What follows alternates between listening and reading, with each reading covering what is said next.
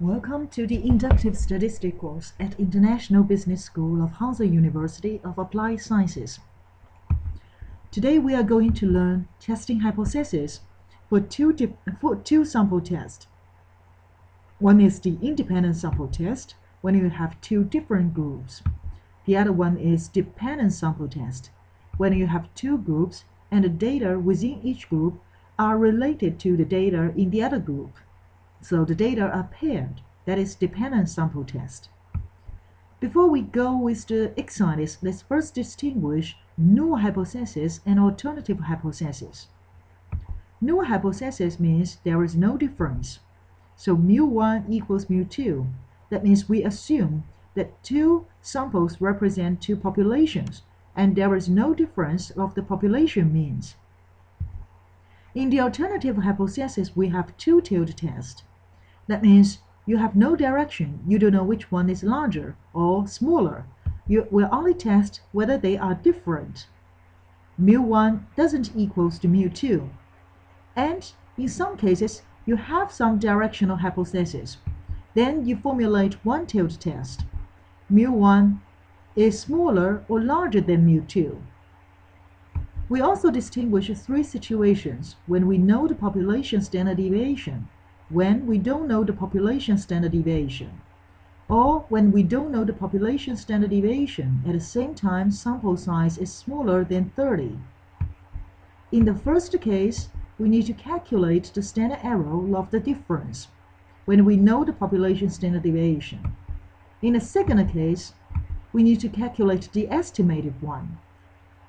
Although we don't know the population standard deviation, but we can take the sample standard deviation temporarily as the population standard deviation.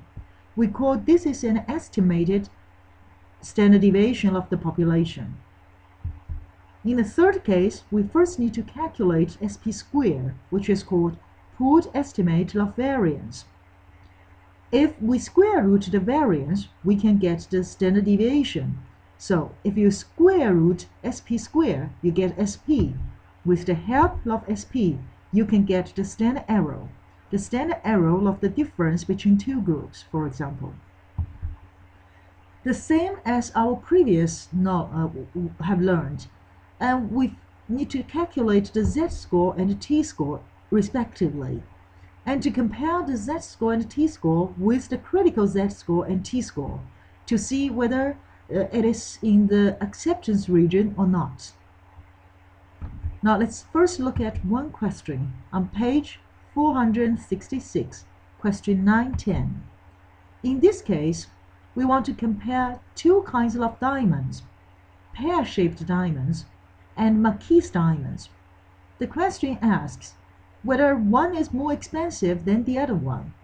More expensive in this case means you have a direction.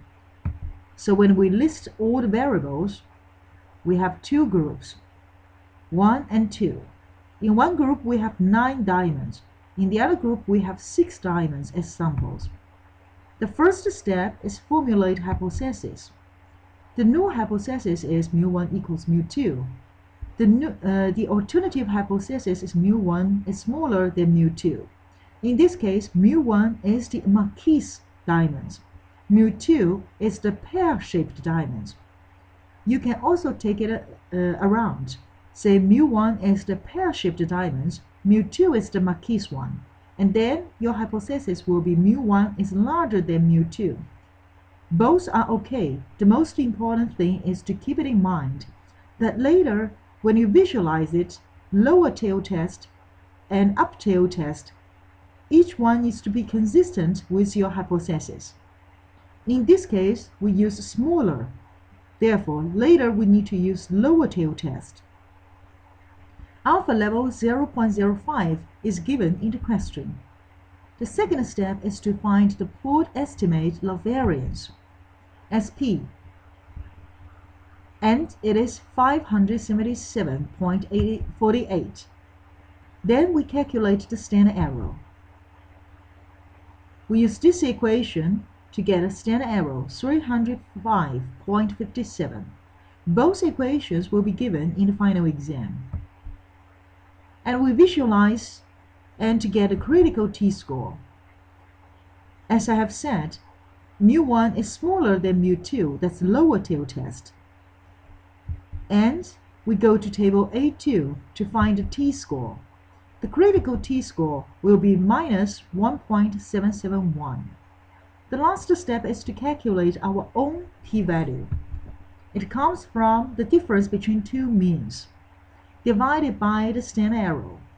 That will be minus 0.25.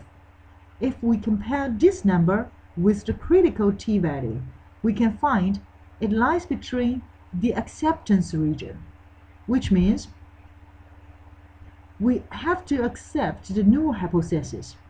Pear-shaped diamonds are not significantly more expensive than Marquise diamonds. For dependent sample test, let's look at one question on page 474, question 915. You collect the data from 8 suppliers. You want to find whether the new measures have lowered the average number of broken items. The same as last question. In this case, you have a direction, lower the average. Then that's one-tailed test. And the difference between this one and the previous question is all the data are paired.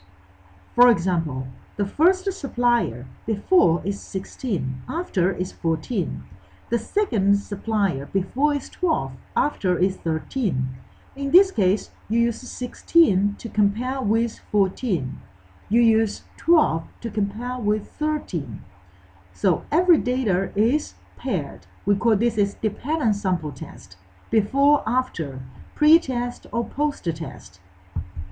Step 1, formulate hypothesis. This is a one-tailed test, so mu before is smaller than mu after. 0.05 alpha level is given. Then we need to calculate the estimated standard deviation of the population difference. We need to expand the table, find the difference between each paired two data. So 14 minus 16, we get minus 2. 13 minus 12, we get 1.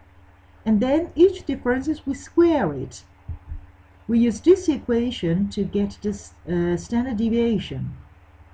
Because this is the standard deviation from the sample. It's not from the population. So this is an estimated one for the population. 2.80.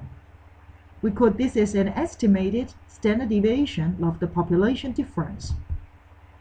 The next step is to find the standard error of the population difference.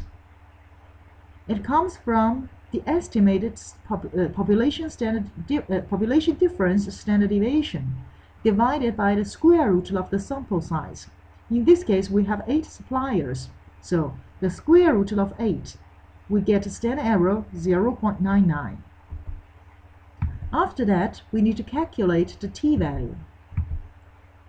And the t-value is minus 2.15. This comes from the difference of these two groups of before and after. Minus 2.125. And we assume there is no difference.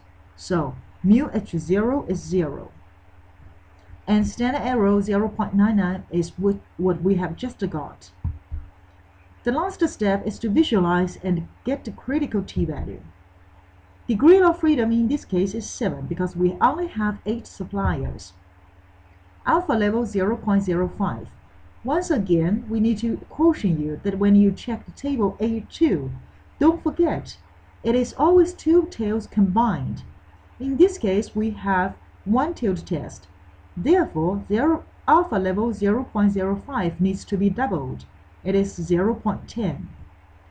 In table A2, that the t is minus 1.895, and our own t-value is minus 2.15. That means it is outside of the acceptance region. And we can conclude, we rejected the null hypothesis. The new measures have significantly reduced the number of broken items. This is for dependent sample test. This is what we have learned today, testing hypotheses for two sample tests, independent and dependent sample test. For more video-based explanations, you can find it in YouTube with keywords Hanze-IBS-Inductive Statistics, or you can go to the course module at Blackboard with video explanations. Thanks for watching.